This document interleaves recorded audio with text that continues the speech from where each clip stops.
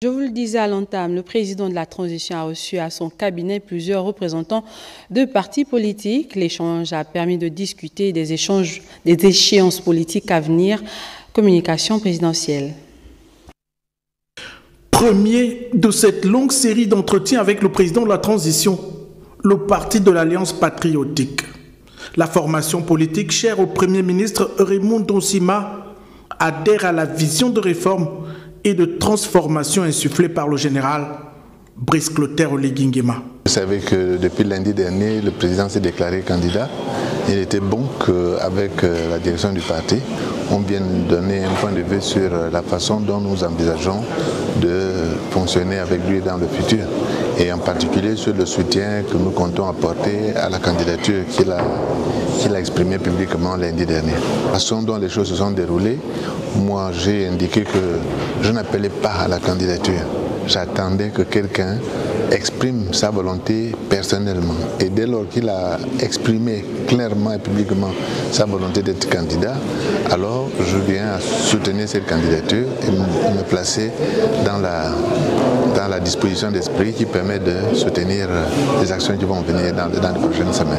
Pleinement engagé aux côtés du CTRI depuis le coup de la libération, l'Union nationale est venue confirmer son entière disponibilité dans la poursuite de l'œuvre de reconstruction entamée au service de la nation le 30 août 2023. J'ai eu le plaisir de rencontrer le président candidat de l'Union nationale qui est partie prenante de la transition depuis le 30 août 2023 a eu la possibilité de féliciter le président pour sa candidature à l'élection présidentielle parce que nous avons contribué à cette transition pour faire en sorte que le chronogramme soit respecté, que les attentes des Gabonais soient prises en compte.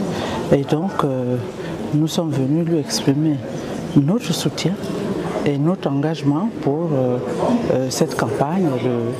Le 15 mars prochain, nous allons organiser un congrès pour soutenir cette candidature.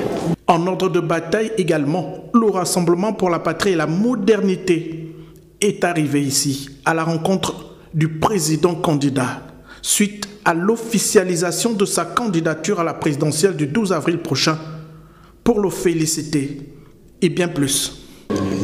Nous avons eu effectivement l'honneur, le Rassemblement pour la patrie et la modernité, d'avoir cette audience avec le chef de l'État pour le féliciter pour sa candidature qui était très attendue et pour lui réaffirmer le soutien total du Rassemblement pour la patrie et la modernité.